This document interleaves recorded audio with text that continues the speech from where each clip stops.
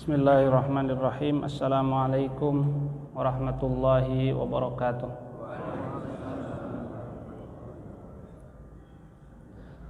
Alhamdulillahi rabbil alamin. Alhamdulillahi hamdan syakirin, hamdan na'imin, hamdan yuwafi ni'amahu wa yukafi'u mazidahu. Ya Rabbana lakal hamdu kama yanbaghi li jalali wajhika wa 'azimi sultanik. Asyhadu an la ilaha illallah wahdahu la syarika lah wa asyhadu anna sayyidana wa nabiyyana wa imamana wa qurrata a'yunina Muhammadan abduhu wa rasuluhu la nabiyya ba'dah. Allahumma shalli alaihi wa ala alihi wa sahbihi wa man sara ala nahjihi wastanna bi sunnatihi wa da'a bi da'watihi ila yaumil qiyamah. Amma ba'du, faqad qala Allah ta'ala fi kitabihil karim, a'udzu billahi minasy syaithanir rajim. Bismillahirrahmanirrahim.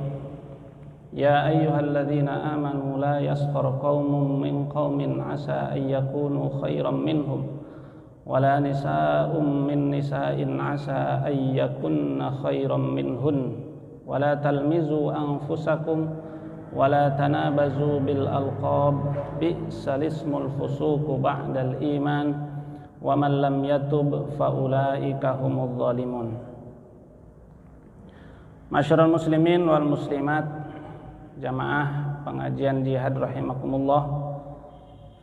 Pertama-tama marilah kita sama-sama mendoakan guru kita dan seluruh guru-guru yang mungkin sedang sakit pada kesempatan ini, juga orang tua, saudara-saudara kita.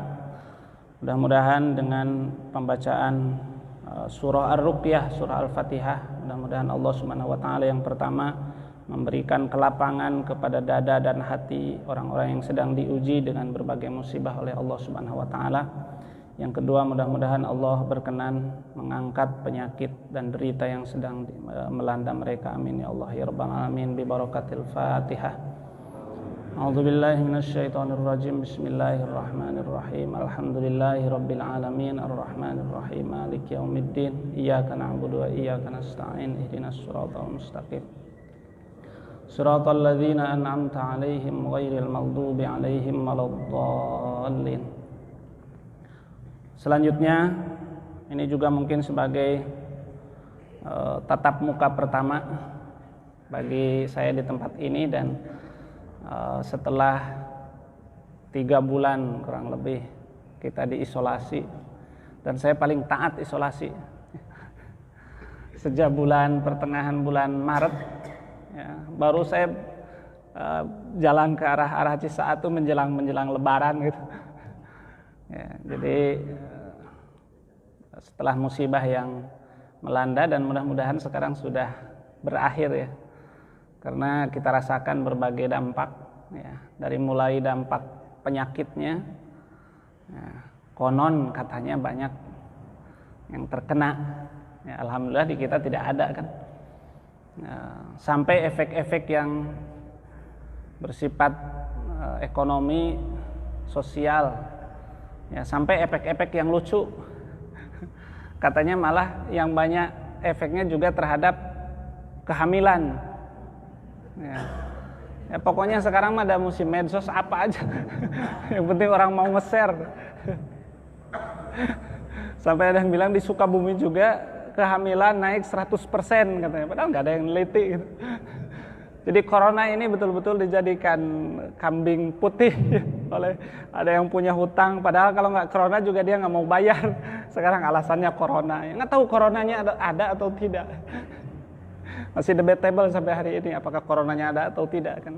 Yang jelas efeknya terasa oleh kita. Ya, mudah-mudahan Allah Subhanahu wa taala berkenan mengangkat musibah ini, juga sekaligus ini tatap muka pertama setelah Ramadan. Taqabbalallahu minna wa minkum sholihal a'mal. Ya, a'adahullahu alaina a'waman adidah. Amin ya Allah ya rabbal alamin. Masyarul muslimin wal muslimat, selanjutnya saya juga mohon maaf, pekan kemarin memang terjadi miskomunikasi. Jadi malam itu handphone saya tinggal di ruang belakang, saya ke kamar depan. Ya. Mungkin Abah jam 3 nelpon gitu kan. Saya dari ruang depan itu langsung ke masjid, pulang dari masjid ada bekas telepon. Ya, sudah selesai kalau saya kesini sampai sini jam 7. Ya, jadi mohon maaf itu keteledoran saya, harusnya itu tidak itu. Nah, untuk kemarin Abah ngasih tahu jam 2 siang. Kata Mat, pokoknya subuh maka jalur we. Abah mau ke sana tapi nggak tahu kuat atau tidak. Ya, sehingga tadi saya berangkat jam 4:15 sampai ke sini. Ya. Masyarul muslimin wal muslimat yang dirahmati Allah Subhanahu wa taala, ya. Karena menggantikan ya, laksana ganjel. Ya. Ari ganjel mah naon nu aya nya. Salah satu naripuh ngaganjelan teh teu puguh hanca. Jadi bingung arek materi ieu buang geus ku kudu ngahanca gitu. Dan tidak tahu mau sampai kapan kan. Ya, buat teuing cager supirna karek 5 kilo oke. Jadi maka oleh sebab itu apa saja adanya, mohon mudah-mudahan ada manfaatnya. Saya mencari inspirasi, kemudian ada satu kitab mungkin untuk para kiai bisa dijadikan rujukan, namanya Mau'izatul Mu'minin min Ihya Ulumiddin. Jadi ringkasan Ihya namanya Mau'izatul Mu'minin, ditulis oleh ulama besar di abad-abad akhir. Beliau wafat di abad ke-14, ya awal abad ke-14, ya, baru 100 tahunan yang lalu. Namanya Syekh Jamaluddin Al-Qasimi, ulama besar ya, yang karya-karyanya hampir di berbagai bidang ilmu. Ya, ada karangan akidahnya namanya Dalailut Tauhid. Ya, dan bagi para ulama, karya-karya ulama mutaakhirin itu salah satu khasnya adalah mencakup lengkap, memuat banyak pendapat ulama sebelumnya. Makanya kalau kita baca Dalailut Tauhidnya Syekh Jamaluddin Al-Qasimi, kita akan membaca satu karya akidah yang dengan rasa yang berbeda. Jadi pendapat tokoh-tokoh besar sebelumnya kemudian dimasukkan, sehingga beliau dari awal sampai akhir satu buku itu menulis dalil tentang wujudullah, satu buku lengkap ya. Itu namanya Dalailut Tauhid. Kemudian beliau juga menulis buku ilmu hadis dan luar biasa ya, saya membaca dan saya kira itu sangat istimewa, namanya Dalailut Tahdits ya. Jadi Dalailut Tauhid, Dalailut Tahdits ya. Beliau Syekh Jamaluddin Al-Qasimi di dalamnya komprehensif tentang ilmu hadis. Dan salah satu karyanya adalah kitab ini, dan ini banyak di toko buku, namanya Mau'izatul Mu'minin min Ihya Ulumiddin. Kalau Ihyanya 4 jilid, kalau ini diringkas oleh beliau dalam 1 jilid ya. Saya mau menyimpulkan, ingin menyampaikan materi tentang ada satu judul namanya Kitab Afatul Lisan, bahaya lisan ya. Karena memang dalam kajian ilmu tazkiyatun nafs, seperti dulu juga Abah sering menyampaikan, bahkan para ulama ahli tasawuf ya, mengatakan ya, hampir sepakat seluruh ulama ahli akhlak, hampir sepakat seluruh ulama ahli tazkiyatul anfus, ada 3 pondasi kalau kita ingin menyucikan, ada 4 pondasi kalau kita ingin menyucikan jiwa ya. Yang pertama adalah taklilut ta'am ya, mengatur makanan ya. Maka dulu ada ulama yang kalau punya murid minta ilmu ditanya ya, bagaimana makan kamu, sudah diatur belum? Kalau belum diatur makannya, maka belum bisa menjalani suluk untuk latihan ibadah dan sebagainya, riyadhah dan sebagainya.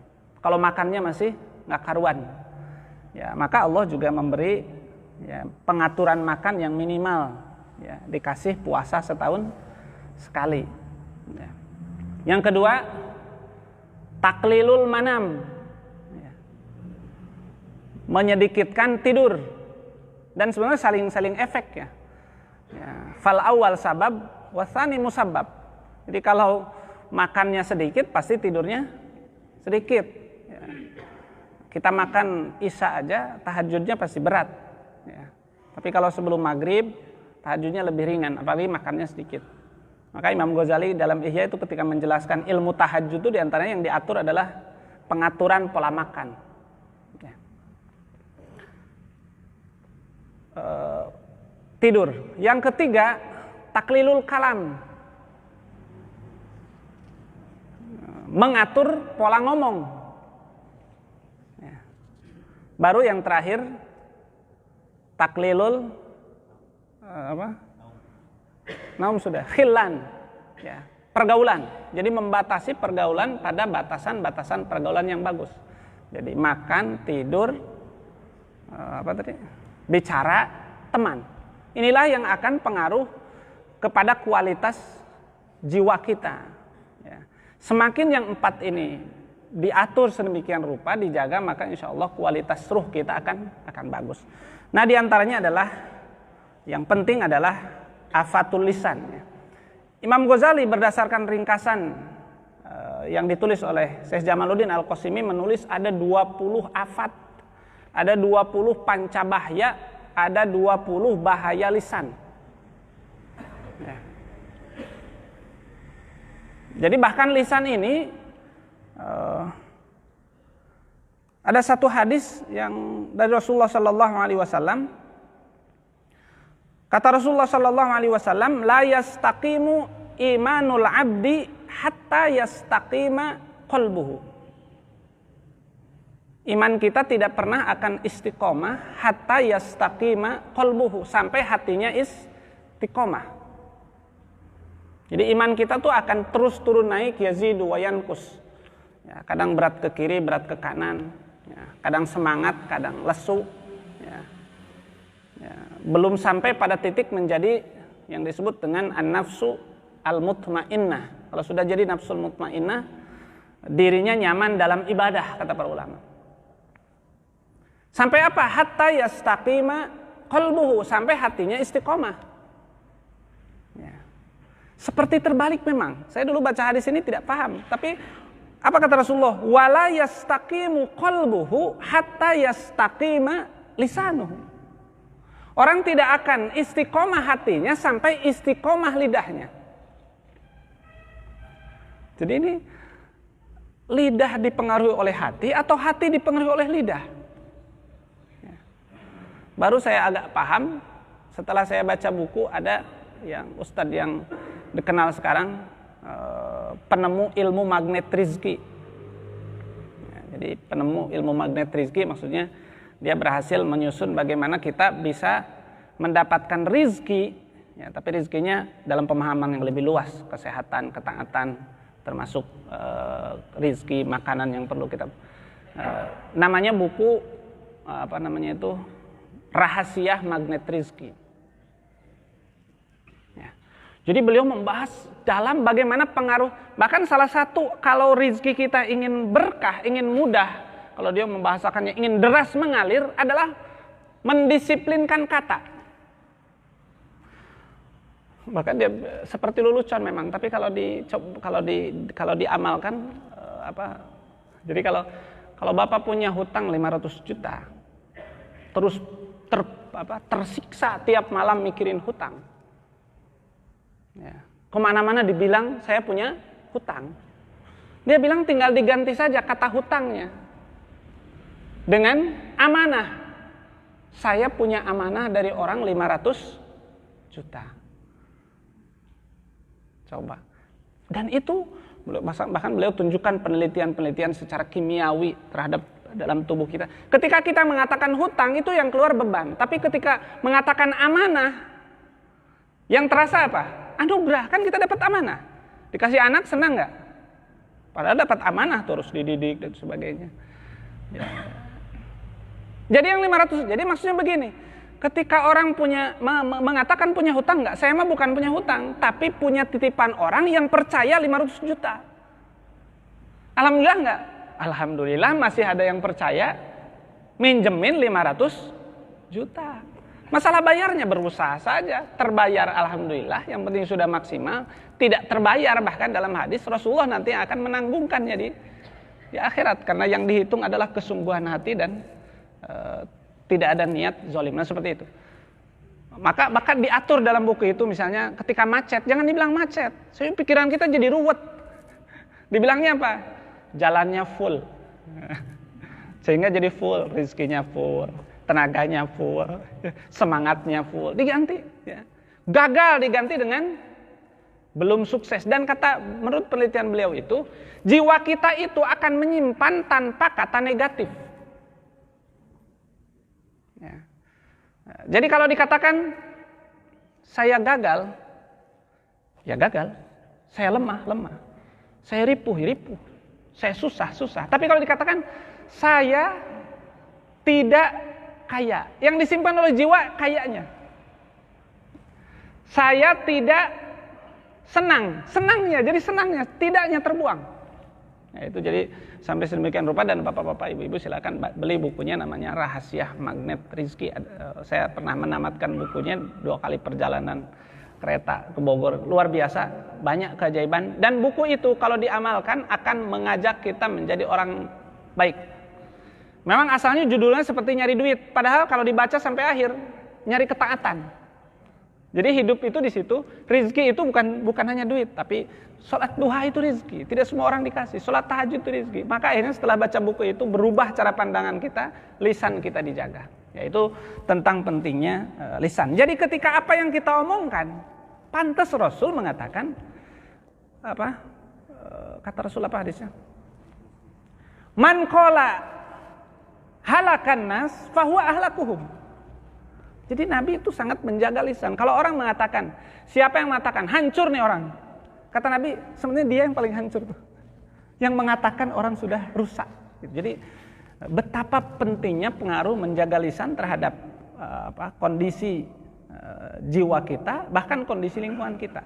Ya, bahkan seringkali lingkungan itu bisa dipengaruhi. Bahkan yang paling banyak kita dengar ceritanya kan cerita. Ilmu berita itu kan ilmu mengolah kata-kata.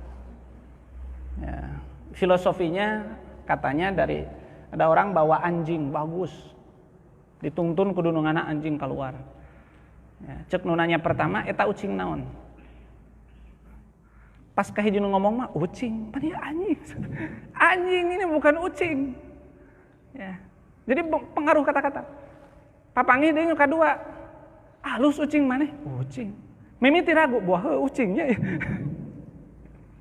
Jadi pengaruh kata-kata. Katilu, bener sugan ya mah ucing. Ya, sama juga, coba sama para dokter, saya ada satu dokter yang pernah.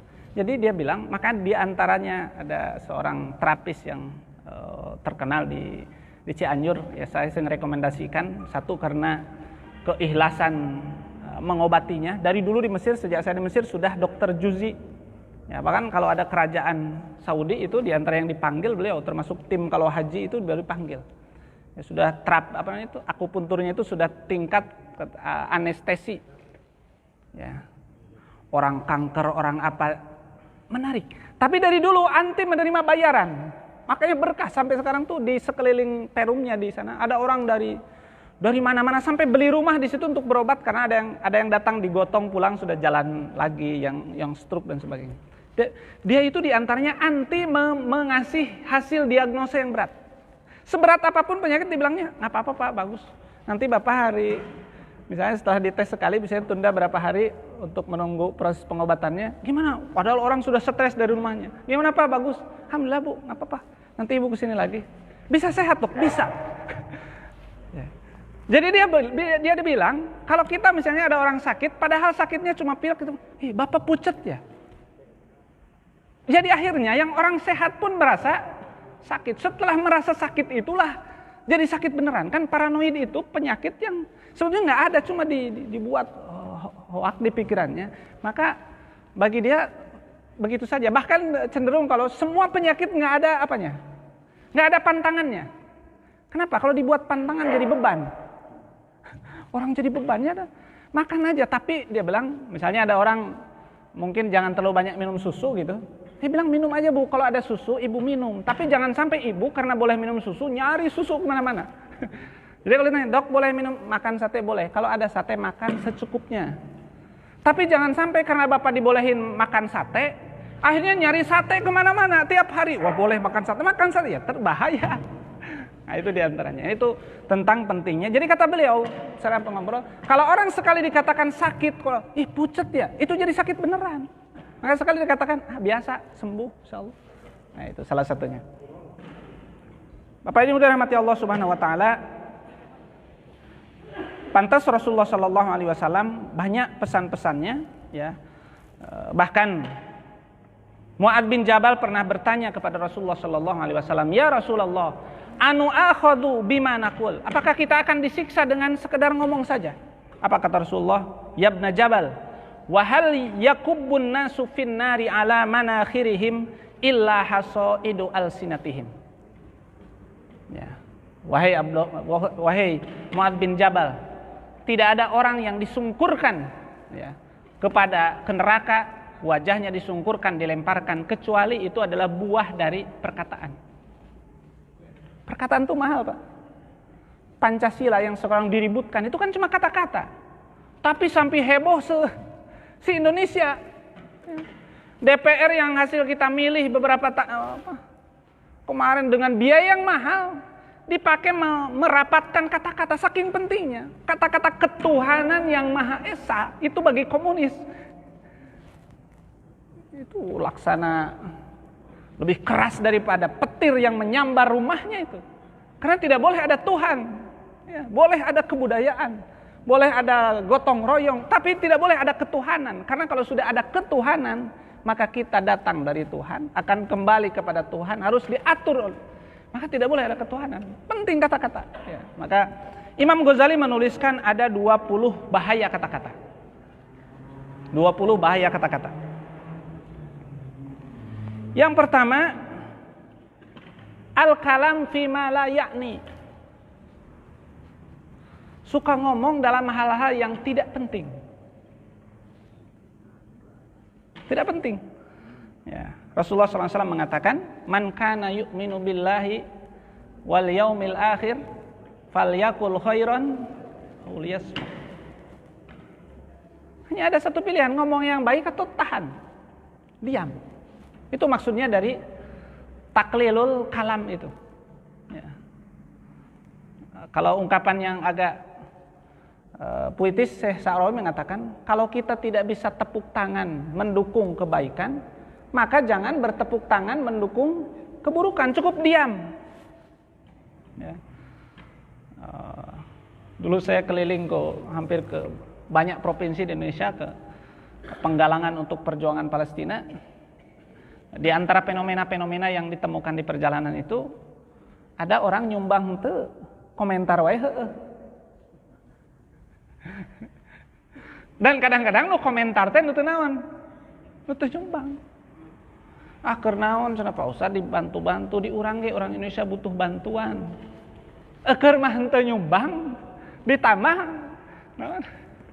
Ngomentari orang anu nyumbang, leung lamun cicing we paliaskut aja cukup gitu. Orang ribut-ribut ngumpulin bantuan, ya, seperti itu. Itu al-kalam fima la ya'ni. Maka Rasulullah mengatakan dalam hadis sahihnya, min husni islamil mar'i tarkuhu ma la ya'nihi. Di antara bentuk kesempurnaan, ya, Islam seseorang meninggalkan sesuatu yang enggak penting. Ya. Dan yang enggak penting itu seringkali bahkan membahayakan. Ya. Atau bahkan malah menjadi wasilah dosa kalau sudah tidak penting. Ya. Ya. Ibu di mana? Cukup dijawab terus di luar kota kan beres. Ya. Tapi kalau dijawab habis dari luar kota, malah nginep nage di hotel bintang 5. Oh, terus saja orang jadi yang dengarnya jadi hasud. Dan tidak penting.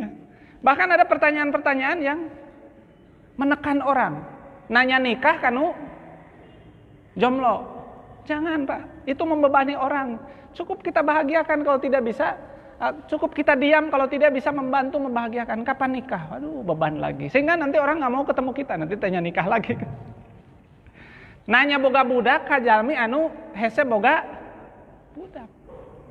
Itu pertanyaan-pertanyaan yang layak nih, tidak ada artinya.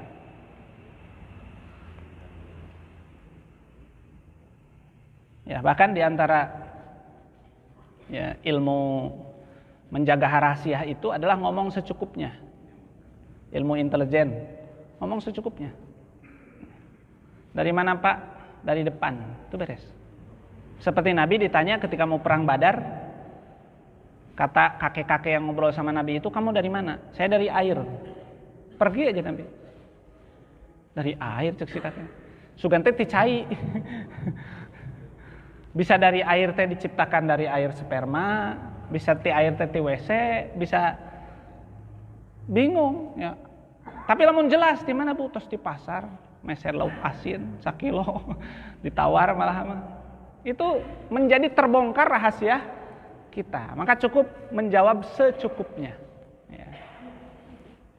Itu satu. Yang kedua ada kaitannya adalah fudulul kalam. Ya. Mungkin ada manfaatnya tapi lebih. Kalau tadi memang gak ada manfaatnya. Kalau sekarang lebih. Sebenarnya cukup kita dengan misalnya apa ya, nagih lah gitu, atau nawar, ya. Atau melawani orang yang nawar. Pak seberapa? 100.000. Kan cukup bilang Pak nggak dijual, misalnya Pak 50.000. Sebenarnya cukup si pedagang mengatakan nggak dijual Pak 50.000, terakhir 75.000. Cukup. Beli syukur, nggak syukur rezeki tidak akan tertukar. Tapi sering ditambah dengan kata-kata yang berlebih. Pak ti ditu nagi teu benang 75, abdi ngan ngalah 1.000 cenah. Disitulah terdapat dosa, bahkan ditambah lagi terpercaya sumpah demi Allah nagi. Ya, wani keked. Sesuatu yang lebihnya, ya, itu yang berbahaya. Ya. Masakan misalnya tidak enak, kalau dikatakan tidak enak aja mungkin cukup sebetulnya. Ya, yang masak tuh sudah ngerti kalau makanan itu tidak enak, bahkan dia sebenarnya sudah tahu juga sebelum disuguhkan ke kita, sudah merasa keasinan. Kalau kita cukup dengan makan tidak enak selesai. Tapi kalau sudah berlebihan, nah tuh boga perasaan ya teh. Sugana eta mah turunan ti kidulnya asin-asin. Itu jadi sampai ke penghinaan. Akhirnya piring bisa laliber, pantau bisa ditajong. Kenapa? Ada kata yang fudul, yang lebih dari semestinya. Maka firman Allah Subhanahu wa taala di dalam surah An-Nisa, la khaira fi katsirin min najwahum. Obrolan kita tuh banyak enggak pentingnya. Habis sholat ngumpul ngobrol kemana-mana nggak jelas. La khaira fi katsirin min najwahum illa man amara bisadaqatin. Kecuali ngajakan sedekah, au ma'rufin ngajakan kebaikan, au islahim bainan nas atau yang mengajak mendamaikan orang. 3 aja itu dalam surah An-Nisa. La khaira fi katsirin min najwahum illa man amara bisadaqatin au ma'rufin au islahim bainan nas. Selebih dari itu. Ya, maka kejelekan orang itu kalau digunjing, diceritakan tanpa niat memperbaiki, itu tidak. Tapi kalau didiskusikan dengan orang yang senior, misalnya ini ada jamaah kita yang begini-begini, gimana caranya agar dia ke masjid lagi, gimana dia agar kembali berjamaah lagi, itu bagus, bukan ghibah, karena niatnya untuk memperbaiki. Tapi kalau diobrolin di mana-mana, orang maunya boga tetangga teh tarap pisan katingali ka masjid, pas usum dibagi zakat we datang. Digubah, enggak akan selesai. Justru dia kalau tahu kita ngomongin itu marah. Ya, itu adalah perkataan yang berlebih. Ya, bahkan dalam Islam dianjurkan kalau kita melihat saudara kita yang punya aib, tahan. Ya. Sampai sebulan kalau tidak salah itu ditahan, tidak boleh diomongkan kepada siapapun. Omongkan kepada pihak-pihak yang kira-kira bisa memperbaikinya. Ya, diskusikan gimana caranya, pendekatannya dan sebagainya. Tapi kalau diumbar, dighibah, maka itu termasuk fudulul kalam, tidak akan menjadi kebaikan. Ya. Itu yang kedua. Yang ketiga, al-khawd fil batil. Al-khawd fil batil teh resep ngomongkeun hal-hal keburukan. Ya. Ya, kalau dulu di syair jahiliyah, para pensair itu berlomba membuat sairan-sairan indah. Isinya itu apa? Menceritakan keindahan lekuk tubuh wanita, ya indahnya macam-macam. Itu diantara syair jahiliyah yang tercela. Ya, pokoknya menceritakan kejahatan-kejahatan. Ya, jadi banyak sekarang di medsos itu, ya kan? Tiba-tiba muncul akun apa yang tidak jelas, isinya hal-hal yang buruk, menceritakan perselingkuhan, menceritakan hal-hal yang tidak penting. Ya, bahkan hal-hal yang batil, yang bisa jadi yang orang imannya tergoyah, imannya lemah, dia akan tergoyah justru itu menjadi terfikir bermaksiat. Itu al-khawd bil batil.